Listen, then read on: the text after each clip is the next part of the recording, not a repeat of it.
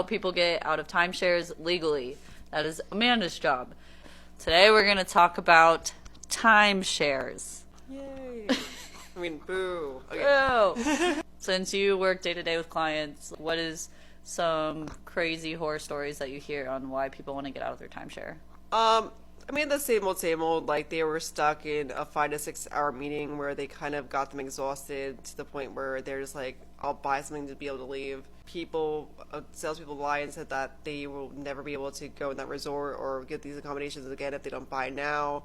So they do this stupid, like a contract that says, like, you relinquish your right to have this amount of money, whatever. It's stupid. These salespeople are ruthless. They can lie about anything because nothing is recorded. I mean, we were talking about before where you had a lady that somebody told her to lie and say that she had a job when she was a stay-at-home mom and say she worked at a daycare center. Like, even these financial institutions are not double checking the information that these customers like give the salespeople or the salespeople gives to them. Like, there's no secondary kind of security action with that. I don't understand how they're still legal. Mm-hmm. Yeah, it's like really crazy to think about how timeshares are still legal and they are one of the biggest scams going on in America right now. It's ruthless.